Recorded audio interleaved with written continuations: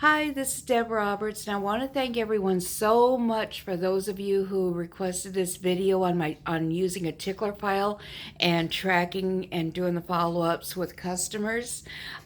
This is a lot easier than what it looks like, and so I'm just going to kind of go through with you step by step. First of all, I made a lot of boxes, and over there you see about 8 of them that I just brought back from February. I just put out my March ones. I only check my boxes about once a month. I know some ladies check them like every week.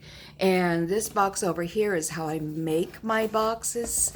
And it has all my tags in there. There's business cards, my labels, pens, tape, little decorative stuff, and oh, of course, the envelopes too.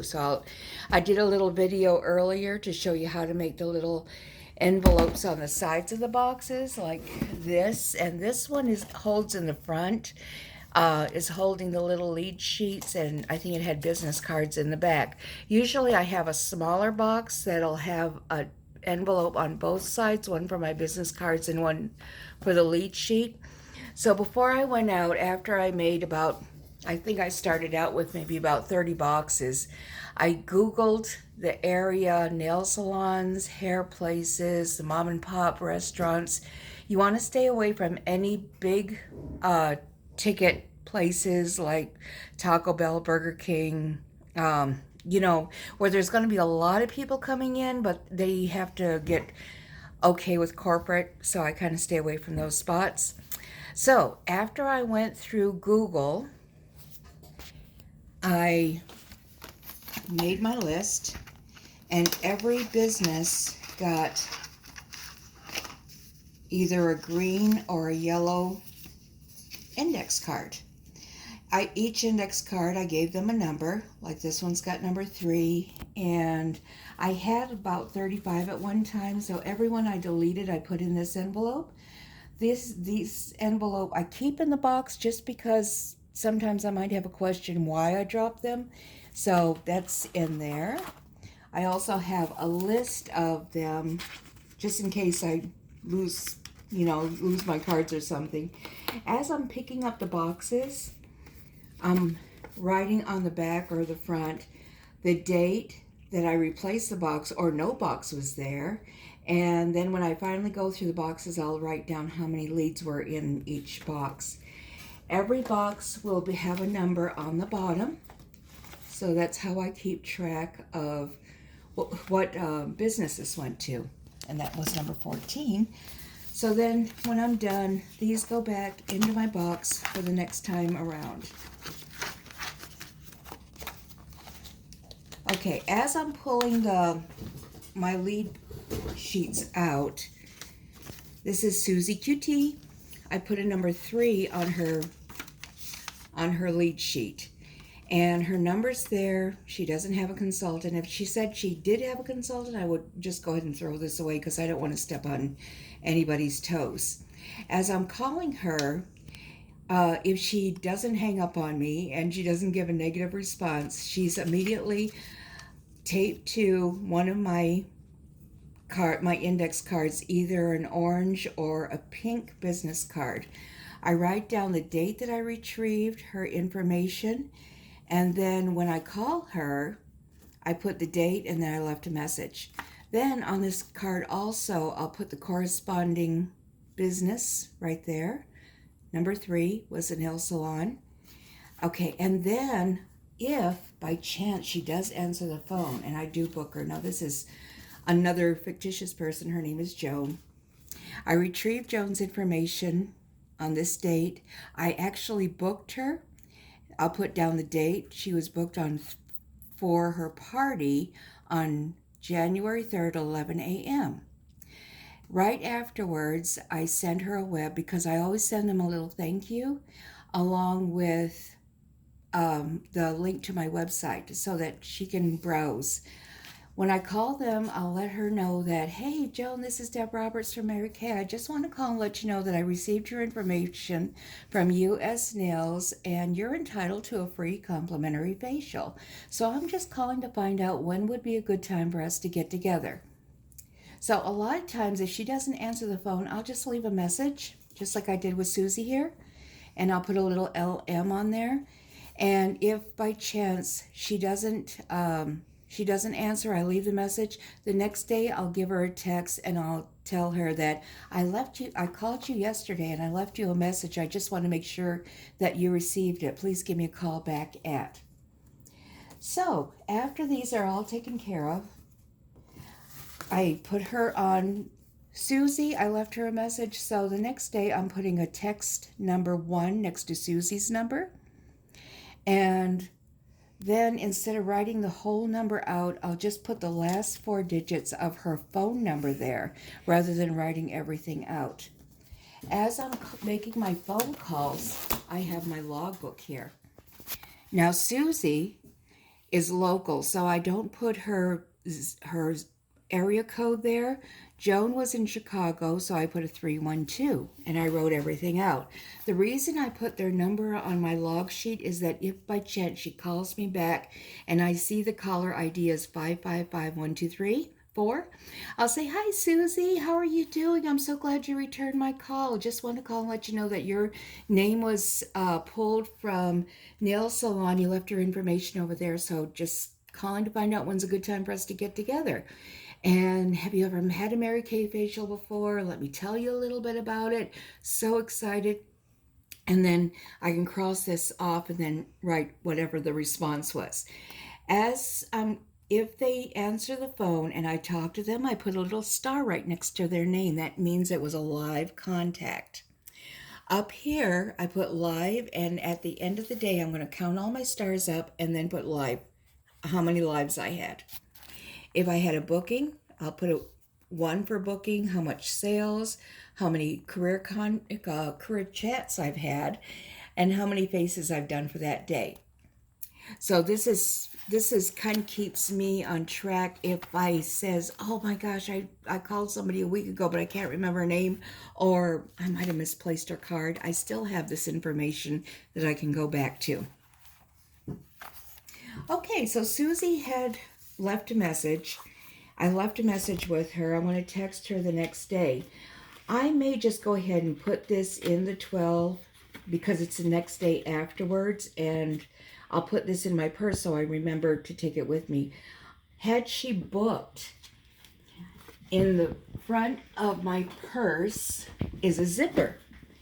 And with Joan, for instance, she booked her party.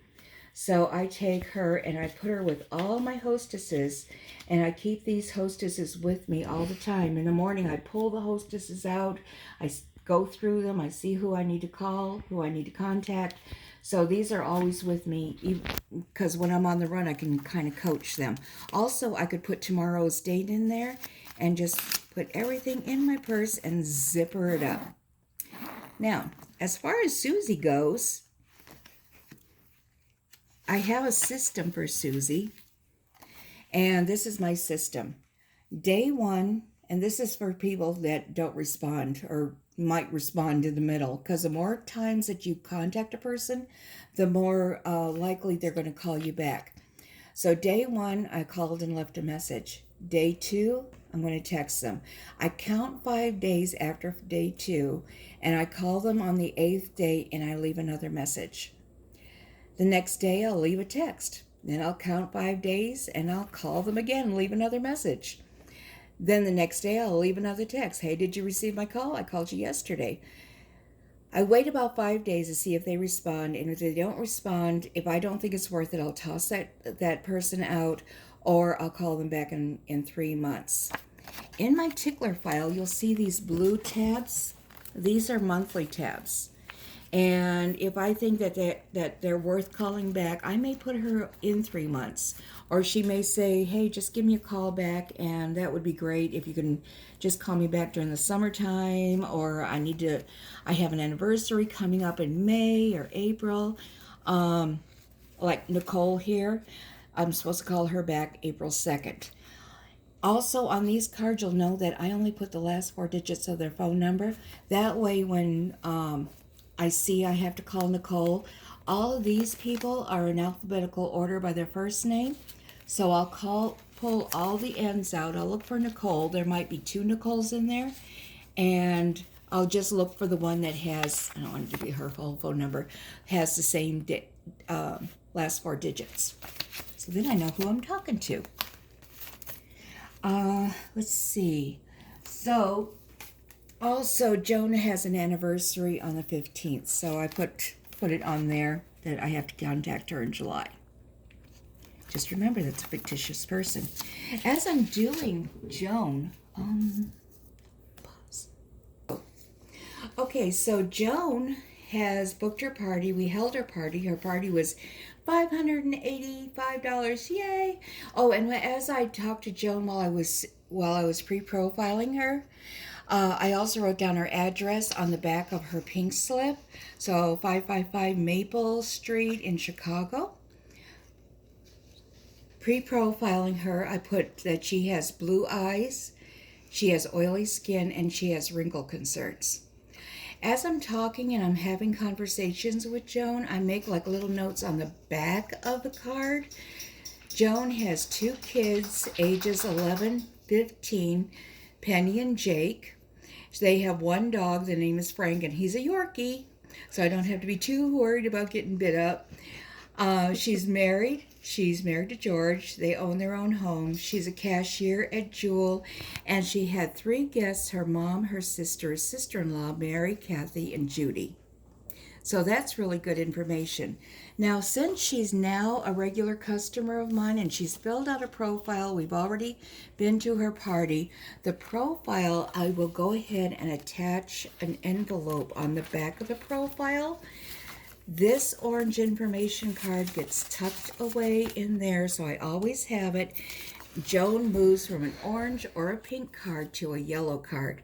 That means she's a regular customer. I write her full phone number right here, and on 3/9 she received her lookbook. This card is going to go into my file here under the J's. I don't really alphabetize everything. Okay.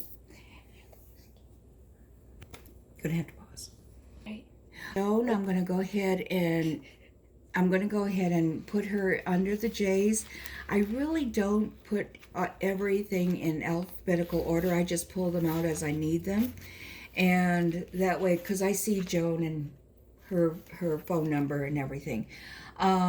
This is separated. Joan's birthday is on.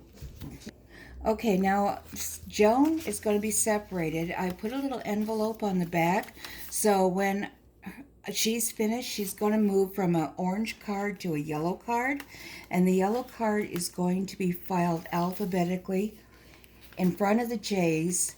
And the reason I always put the name down, alphabetize them by first name, is because many people, women especially, will change their last name, but very rarely, I think I've only had it happen one time, where they'll change their first name. Then her orange card is attached to the profile in the back. So it's just stapled like that. I detached these 2. She has a birthday in May, so I'm going to file her name in my birthday file, which will correspond with In Touch, right in front of May. Actually, these are like little folders with tabs on them, like that. And in front of my birthday files, I have these all alphabetized. I also have my weekly accomplishment sheets, things I need to order, profiles I need to enter, and people that owe me money. That's a little more OCD stuff.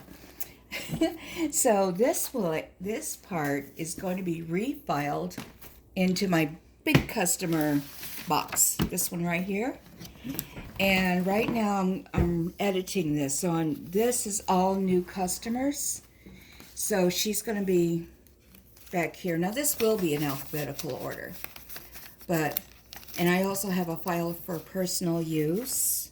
And I have a file for inventory, which I can take out at tax time. Or I shouldn't say inventory, demos and samples. So these are all live customers, and these are people that I still have to go through and delete and weed out a little bit.